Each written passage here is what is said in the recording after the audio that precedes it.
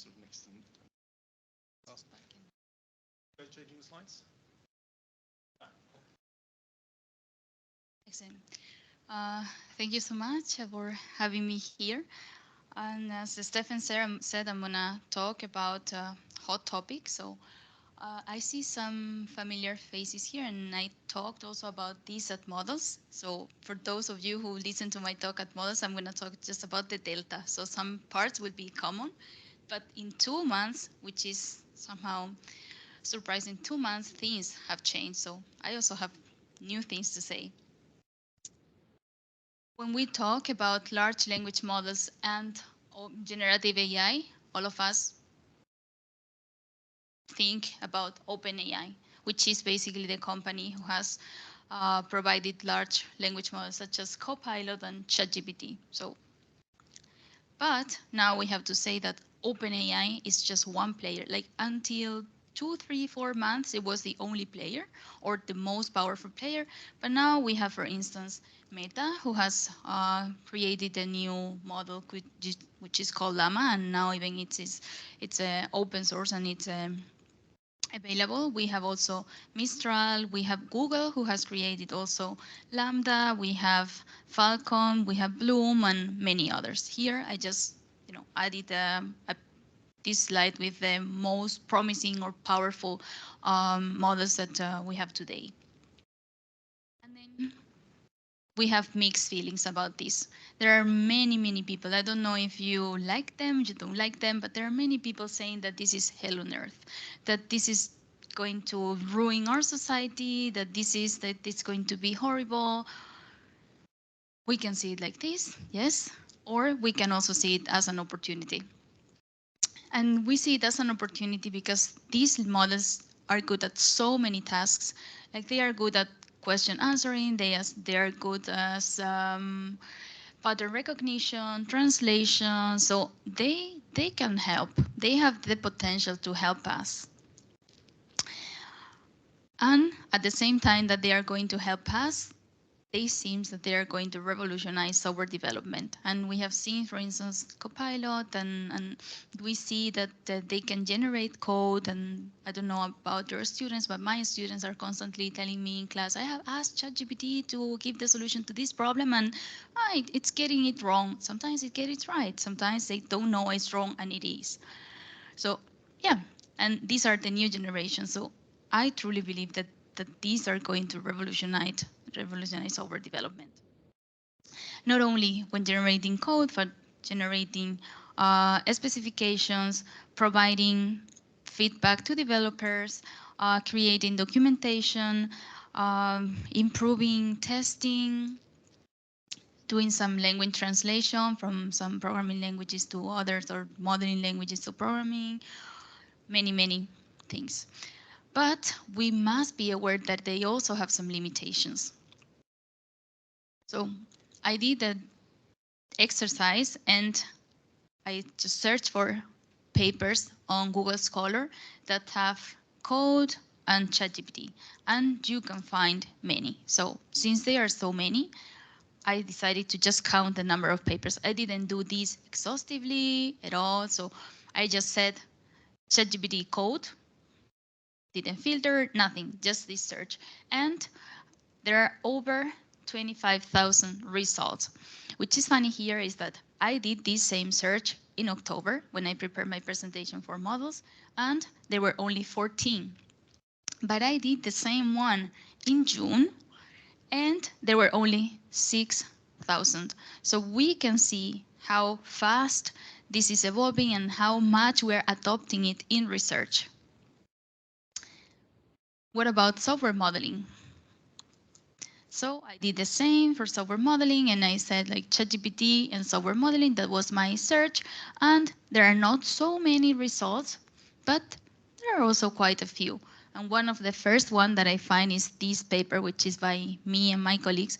Probably the engine has indexed it because it is mine, and I have clicked on it several times. But anyway, it's there, and I'm gonna talk about it. My presentation. So what I'm going to talk in my presentation, I want to communicate mostly 3 main ideas. The first one is I would like to show you and explore together the capabilities of the most popular large language model to perform modeling tasks. So this is just exploration. How good are they when generating models?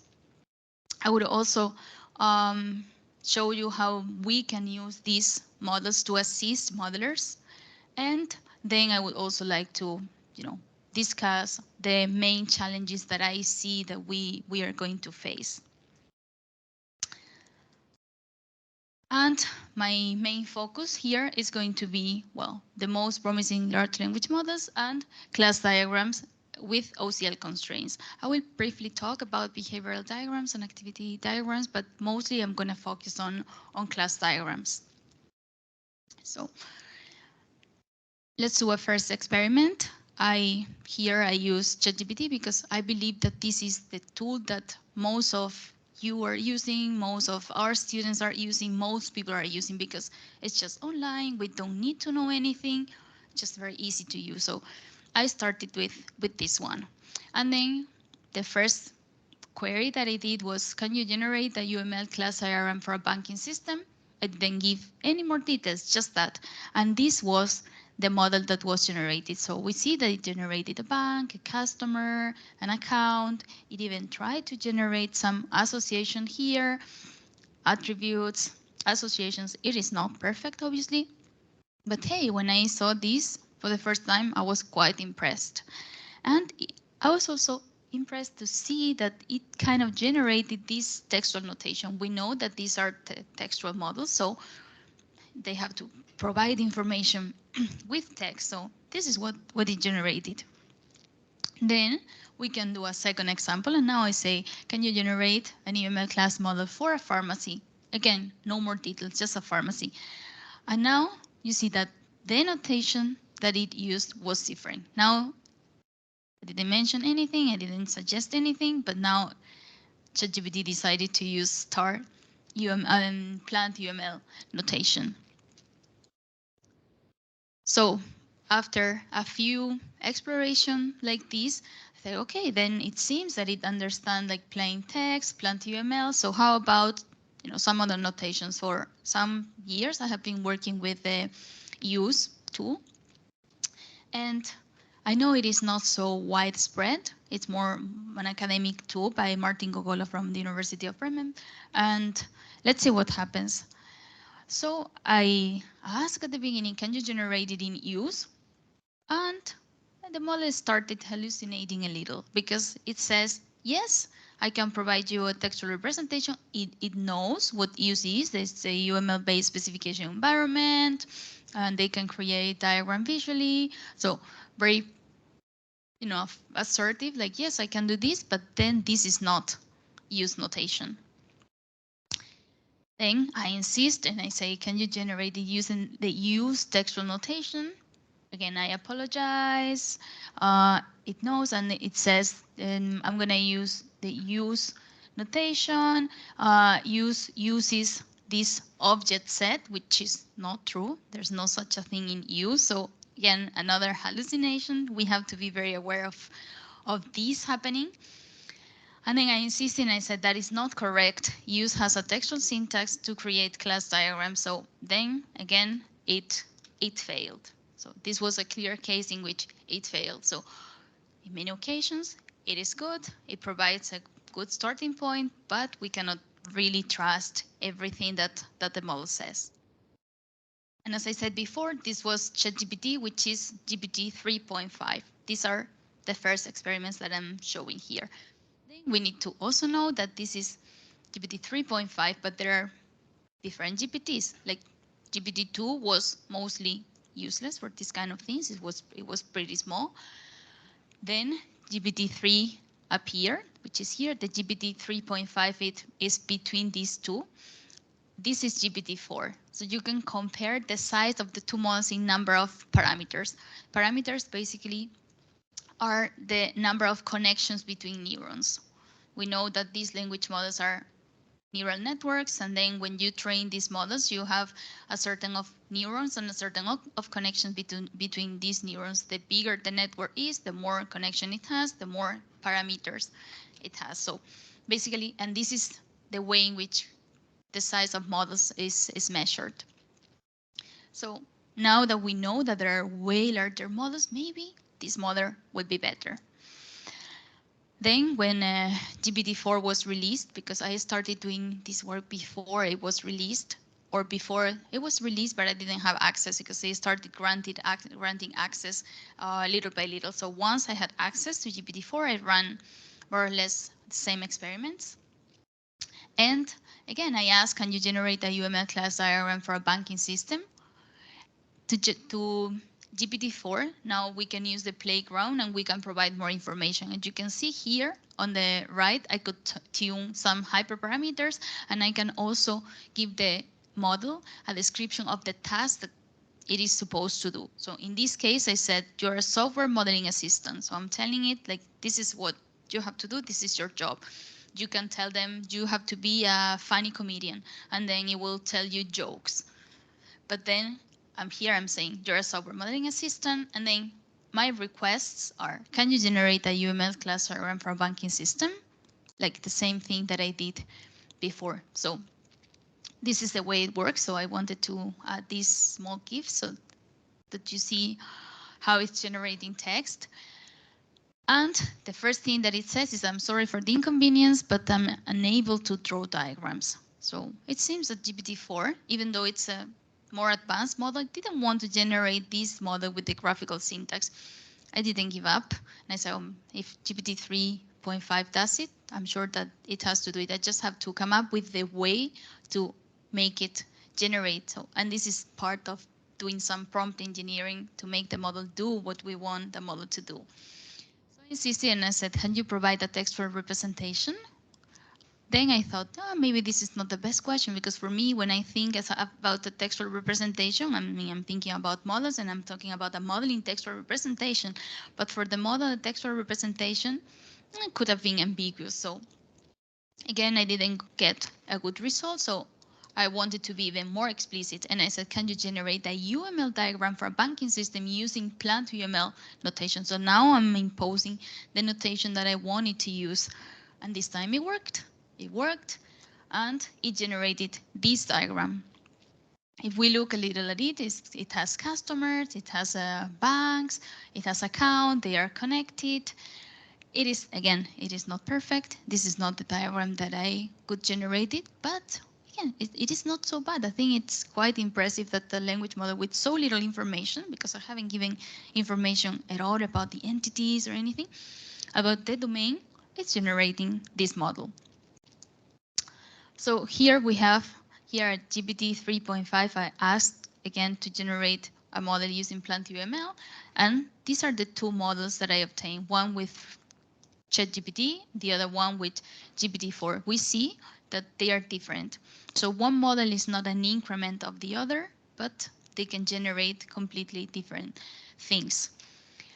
We also know that these models are not deterministic. So it means that if I ask now, the model that it can generate can be something different. And as I said, now in the last month, there are new models. And I decided to use here in this presentation and do the same exploration with the Llama. Llama is the model by Meta that they released open source.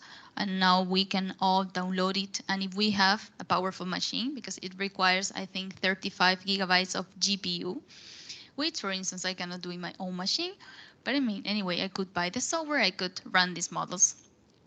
If we can't, there is this platform which is Replicate. We don't know for how long it's going to be up, or for how long it's going to be free, but we can all use it. So I have used this platform and I asked the same question: can you generate a UML class diagram for a banking system? And I am also telling it that it is a modeling assistant. This is the result. Okay, the text box is not so big, so this is all that it generated in a text document. Now we can see that the model doesn't behave as good as the other ones. So the layout is not the best, it's not so nice. And also we see that we have the class account duplicated with different operations. So didn't behave as good as GPT 3.5 or GPT 4. Still promising, because I think it's still quite impressive that they are able to do this, but maybe it is not so useful. And then it also provided some description of the different attributes and associations. Okay, and now we saw that the other language models are able to provide the modeling plant UML notation. So let's see what it does when we ask for this notation. So this is what it did. I obtained the result. I go to Plant UML online to generate this model, and there is some syntax error. The syntax errors is basically here. Okay. Instead of one, I mean, the arrow is not correct. Instead of one greater, there are two. Imagine that we don't know anything about modeling, or that I don't want to fix this model. I want the language model to fix it, so I inform it, like the model has some syntax problem, can you fix it? Yes, I should be happy to help, but can you provide more information about the error? So it doesn't know what the error is. Then I say that the associations are incorrect. And then, yeah, it apologizes for the confusion. Let me help with your questions. The association incorrect. It's possible that there are some mistakes. So it's giving me information that, you know, if there is a problem with the model, this could be the problem. Just go and fix it. Not very useful. And there are also, you know, the information that is giving me is not quite accurate. It's useless. And there are also some hallucinations here. So then, this case, I gave up. I thought like, okay, Llama gave me a good starting point. Like, I'm going to do the rest of the job. I'm going to fix the issues. And then this was the generated model. It was sad because the issue was something very small. And this was the model that it generated. Again, the model makes more or less sense. We have a bank with accounts. The account, I mean, there is the entity transaction, withdrawal, deposit, but it is not very well organized. The name of the associations is not a name, it's more or less a multiplicity. Anyway, this model is a little bit confused. And now a comparison. These are the three models that we were able to generate so far with GPT 3.5, GPT 4, and Llama with some human help. And now the last model that I tried was Mistral. Mistral is also considered one of the best models. It's also part of Replicate. I asked the same question, banking system, and it generated the modeling annotation, which is called Mermaid. I don't know if you knew about Mermaid. I didn't. In that case, okay, some of you know. I didn't. When I saw this notation, I was like, okay, let's see what this is. I also saw that there is an online tool that generates models or graphs, because in this case, I think it was a graph. But the problem is that there were some syntax error in the code that, or in the text that the model generated. Still, it was funny that I learned something new, and I learned about the fact that mermaids exist. But anyway, I said I want to compare this with the other model. So what happens if we do it in Plant UML? So I asked for Plant UML notation, and it was able to generate this model in which we have banks, we have customers have an accounts, and accounts have transactions. So it doesn't look so, but again, the name of the associations are not great. They don't have a name, but again, it's not a bad model to be generating just one go and without information. And in the end, these are the four models that I was able to generate with these four large language models. Again, we know that they are non-deterministic, so if I run the same experiment, they could be slightly different. I would not say that they will be completely different, but they will be different. And then I say, okay, how about integrity constraints? And what could you guess, that they will perform better or worse? Worse? Let's start with the Mistral.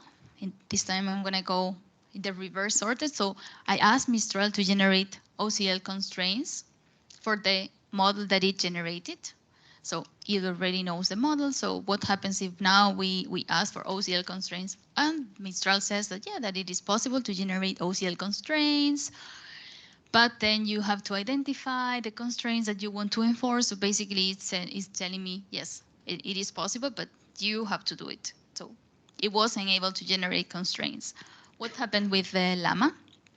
Llama, again, yes, certainly I can help with that. It gave us a brief explanation of what OCL is, and then it generated some OCL constraints, but not for my model, but just general OCL constraints, probably that it saw on the internet somewhere. Yeah, not very useful for us. In the end, it wasn't able to generate OCL constraints. What happens with the GPT-4? Again, we have seen so far that GPT-4 is the most powerful model when generating models. I asked the same thing, and it generated valid OCL constraints for this model. So this was the model. I didn't say which kind of constraints it had to generate, but if you look at the model and you look at the constraints, for instance, a customer, well, sure, there are some OCL constraints for the given class model, and it generated the description of the constraint and the constraints. And the first one says a customer must have a non-empty class name and last name, and it generated that invariant, which is a good one. An account number must be unique within a bank, and again, it generated the constraint. More constraints. An account balance cannot be negative. It generated the constraint. A bank must have a non-empty name. I was quite impressed when I saw this because they're good. And then it also said, note that these OCL constraints are an example. It might not cover all the possible constraints, blah, blah, blah. So we know. And then what about if we ask the model to generate one particular constraint?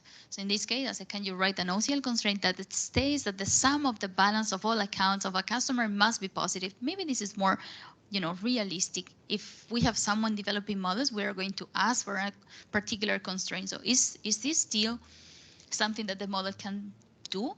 And it did. It did. Now I cannot be certain of why this is working so well, but I can guess. And my guess is that there is a lot of SQL code, and there are some similarities between SQL and OCL. Also, when I was doing this in ChatGPT, not with GPT-4, because GPT-4 is better, but I also did the same with ChatGPT. With ChatGPT, if you saw before, when it opened this window in which it shows some code, it tells you the editor that it's using. And every time that it was generating OCL queries, then it was using SQL, an SQL editor to highlight the syntax and so on. So my guess is that there is a lot of SQL code, and then it knows a lot about the logic that there are behind this way of thinking, so to say. And then the only thing that they have to do is to translate it to OCL syntax. There are also many translators online. There are these databases in which we have natural language text and the SQL results. So this could be one aspect why it is so good with OCL, because there are not so many OCL examples on the internet that the model can use to learn from them. Anyway, so far, our first impressions here is that it is better to develop a model without OCL constraints and then add the language model to generate those constraints for the model so that the model doesn't get confused between two different syntax and two different ways of thinking, so to say. And then we also saw, which is surprising, because you also guessed that it wasn't going to be so good with OCL, but it is. We saw that it works way better with OCL than with UML. And then we wanted to explore in this paper that I'm citing here, together with my colleagues, we wanted to explore how good or bad or what are the limitation challenges that ChatGPT has when using it for modeling. And here again, GPT-4 was not out, so that's why we decided to use ChatGPT. And we decided to use ChatGPT not only for that reason, but because it is language models that our students use and that we use. So let's evaluate this one. And basically we wanted to investigate the correctness of the models.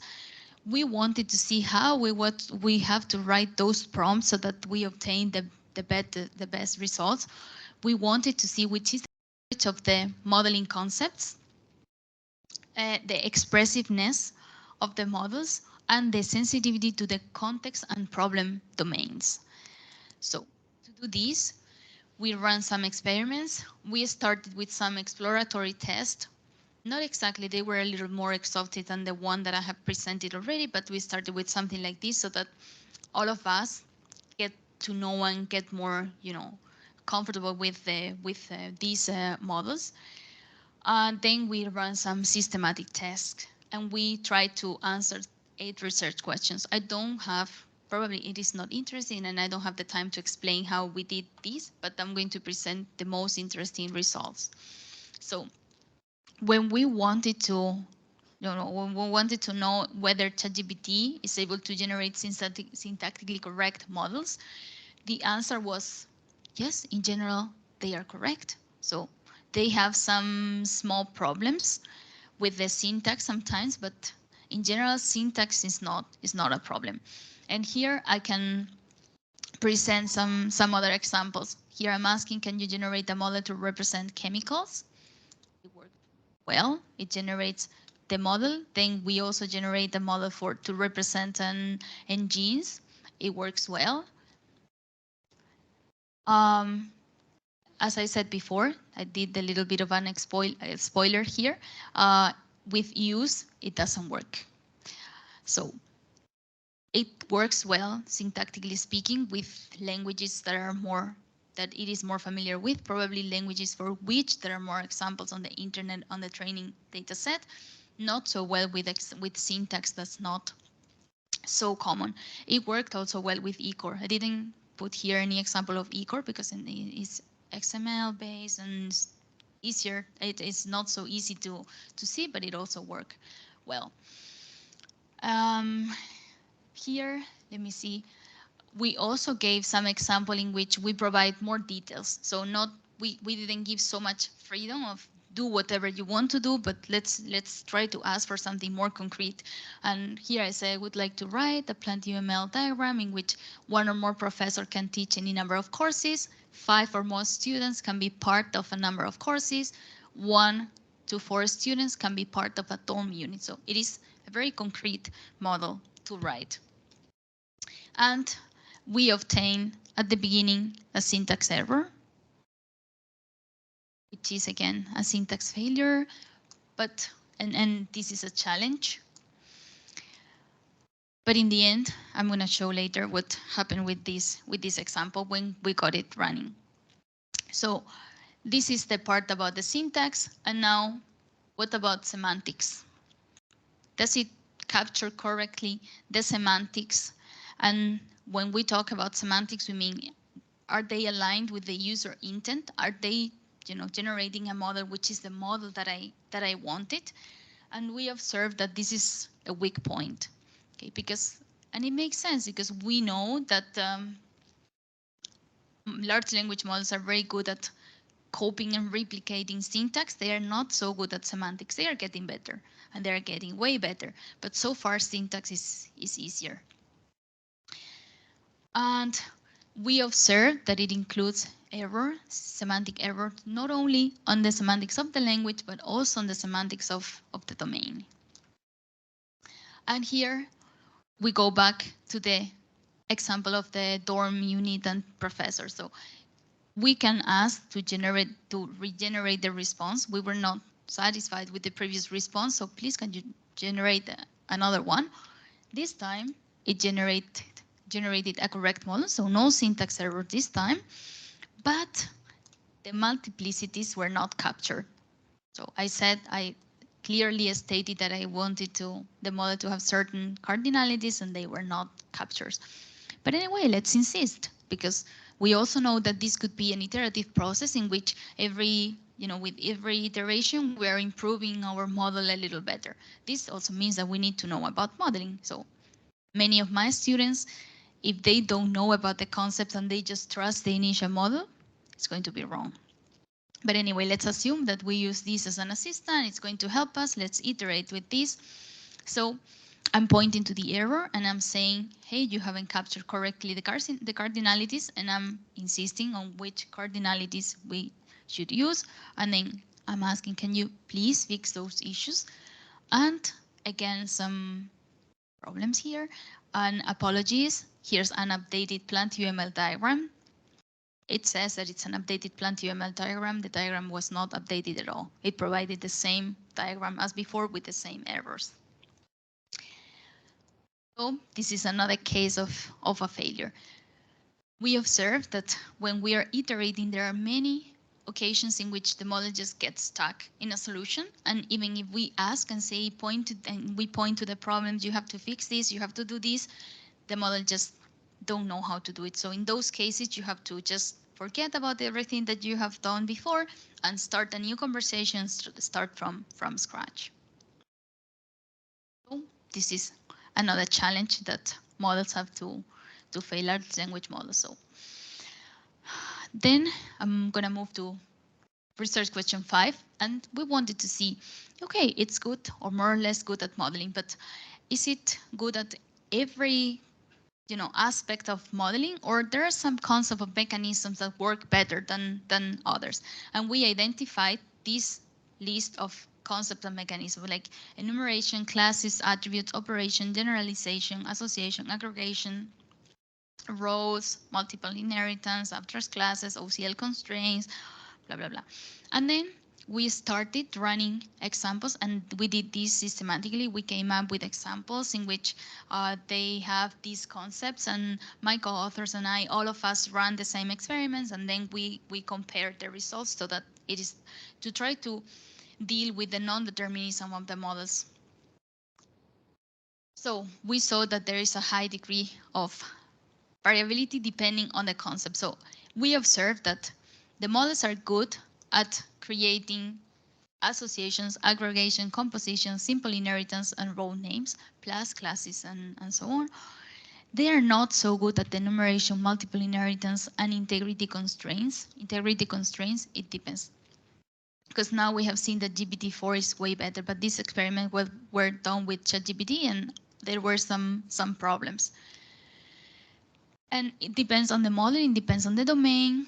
Sometimes it was working well, sometimes it was working not so well. But we observed that there is no way that we could make the model generate properly abstraction and association classes, even if we tried. Even if we gave a model with association classes and the language model only had to modify it slightly, it would providing a new version without the association class. So they just don't know how to deal with those. So this also remains as a challenge. Here I can also play with my own, or express my guesses, and my guesses is that we know that SQL, Java, and object-oriented languages, they don't have those association classes. So if the models have learned from object-oriented languages and then they extract models from them, it makes a lot of sense that they don't know about association classes and some other mechanisms. And then the next question that we wanted to ask is, prompt variability impact the correctness and quality of the generated models? And the answer, there's answer, okay, sorry about that. So yes, it does. So for the same prompt, it generates different responses, and this is on purpose. So it is, the large language models are made to work like this. At the beginning, language models, especially when I started working with the first ones, there was no ChatGPT, there was nothing at all. They were just basically pure statistics. They were very simple. They were deterministic. But then obviously, if you work with a deterministic model, it doesn't sound human. We are not deterministic. You ask me one question now and you ask me the same question, in the coffee break, and I'm gonna reply differently. At least I'm gonna use different expressions. Then they decided to make models non-deterministic. And again, non-determinism, it depends on the way in which I ask the question, the model is going to respond in one way or another, and even it responds differently to the same question. But there are some hyperparameters that we can tune to make the model more or less deterministic. So depending on the hyperparameters and the way in which we ask questions, the results are going to be different. And then do we have to use different strategies? And if we use those different strategies, it results in different outcomes? And the short answer is yes. For instance, the size of the model forces an iterative process. Large language models are not able to deal with very long descriptions. First of all, because they are not capable. Even if they were, they're not good at that. Like if I provide like a whole description and it's like 20 pages of specification, the language model is not going to be able to generate a model. It degrades a lot with the size of the model. So we have to provide the description in small chunks and go through an iterative process in which every time we are improving that model. And the problem is, as I said before, sometimes this variability and this randomness makes the model be stuck in a wrong solution, and that means that sometimes we have to repeat conversations. And basically it refresh the conversation because we know that the language model keeps track of the conversation that we have been having with it. So we have to reset, start from scratch, and repeat everything since the beginning. And in this case, because of these two aspects, prompt strategies are necessary. So we have to come up with a good way to write these prompts, which still remains a challenge in modeling. This year at Models, there was one paper dealing with the prompt engineering, but basically they were providing a DSL, not guidelines on how to write these prompts, which is something that I think there's no one working on, and if there is, I would be very happy to know. And then interesting is how sensitive is ChatGPT to the notation used to represent the output of models. So we have seen good at plant-UML, good at eCore, not good at use, and it is much better with OCL than UML. I have talked about this before. This is basically here for completeness. It still remains also a challenge to improve this aspect. Now, I would like also to talk now. Enough of ChatGPT. We have seen that it has some limitation, that it is not ready to be used as is right now. So with some colleagues, what we did is that we said this is useful, but let's, instead of try to automate the generation of the models, let's try to create a useful assistant that helps us model. So in the end, we still have to do it ourselves, but we can use some help. And in this paper, here I'm also giving you the citation in case you're interested. What we did is we decided to use GPT-3. Also, we started before GPT-4, before ChatGPT, so this is why we used GPT-3. Then we saw that for this particular way of using it, it doesn't really matter that it's GPT-3, GPT-4, or any of the GPTs. It could even be some other models. And instead of using zero-shot learning, because so far we have been using zero-shot. Basically, I'm giving you what I want you to do, and you're giving me the answer. But there's this few-shot learning in which I'm providing you the description of the task, I'm giving you a few examples, and then I'm asking you a question, and I'm asking you to complete something. That provides the model more information, and that makes higher the likelihood that the model responds better. So here I'm giving some examples. So we had to configure some hyperparameters in the model, like temperature and so on. And we write the prompt. And for instance, this is a very simple example. This prompt looks like find the capital of the country. That's the task description.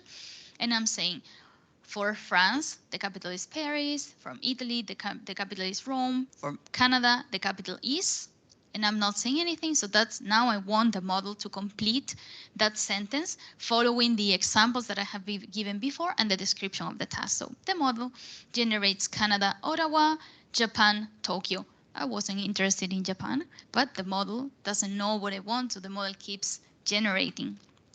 And then using this, what we did is, okay, we have a model under construction. If we want to create an assistant, what we're going to do is we're going to create a semantic mappings or a set of semantics mapping, which is basically what we're doing. And we are basically taking some parts of my model under construction and building some prompts. Then I'm querying the model, I'm taking the result that the model is giving me, and then I'm mapping that back to model completions. We have written different prompts for class suggestion, for attribute suggestion, for association suggestions. This is a concrete example with a model. Imagine that we have here this model of bank, client, collection, client. This is not complete. We're building this model. So here I'm telling the model, can you generate related concepts? And in my few shots, I'm giving an example of a hospital. And I'm saying, well, in a hospital, we would have nurse and staff, we would have department and room, we would have nurse and patient. Here we're giving examples of related concepts, related classes, and related associations. We are giving more shots here. We're giving like the hospital and 3 more shots, and then we're asking for about this bank, and we are saying in this bank we have bank and client, we have client and client collection. So basically we're taking pair of classes to obtain new classes recommendations. And the model replies like this. It says bank, okay, loan, client collection, loan deposit, account balance, account transaction. So we do this for classes, attributes, and associations, and we were able to obtain this suggestion that you see here in white. So it suggested attributes, name, address, and ID for client, classes, loan, balance, deposit, account, and transaction. Now we only have to see how to present these classes to, or these recommendations to the modeler. Here, maybe I need a little bit of help because I would like to present a short video with a demo of our tool, and I need someone to click on play. There's down there. Thank you. So this is the tool that we have built. The tool is querying the models, and so that you see briefly how to use it. So we have created a concept which is hospital, and right away we obtain there some recommendations. It says, okay, if you have a hospital, then you might want to add a doctor. Now we have some more recommendations about classes and associations. So maybe you also want to add an association between doctor and hospital. It has generated the association in the wrong direction, but we quickly change it. Now we have there a patient, a recommendation of a patient. Yeah, more modeling and hospitals. So yeah, we might be interested in patients. So we have patient, and it also recommends some attributes that we might want to add to that patient. So let's add the name of the patient, and that's it. So now we also have our entity patient. Since this is our modeling tool, we could also create ourselves our attributes, our classes, and then the engine is in the background, also taking into account all those concepts to generate new suggestions. We see that we have more suggestions for association, we have more suggestions for new classes, and this is so far a very short video of how our tool is working.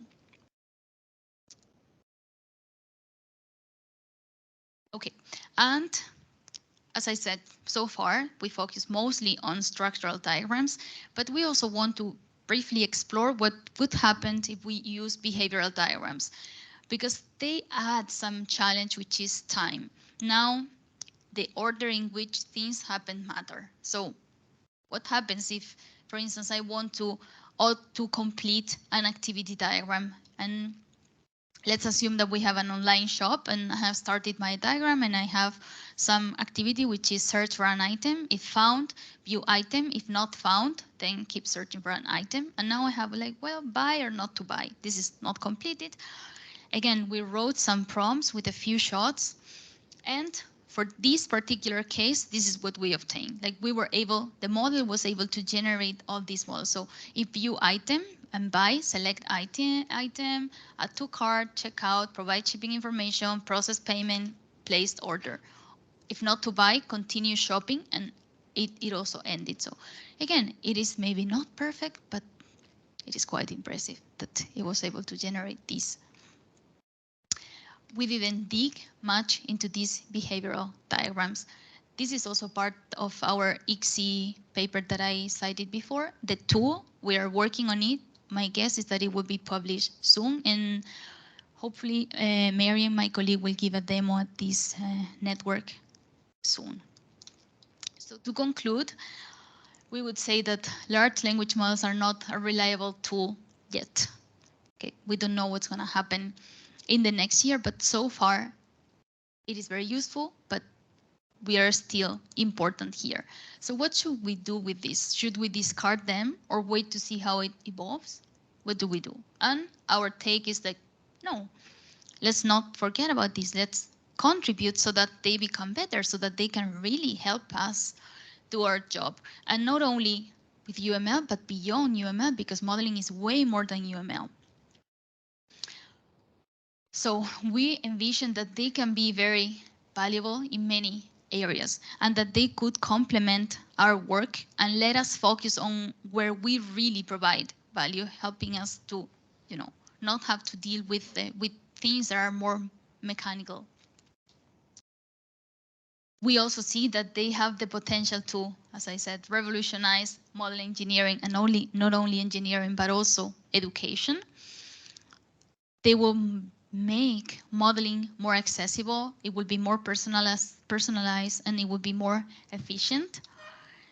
But for this, we still have to improve the quality of the models that are produced or that are suggested.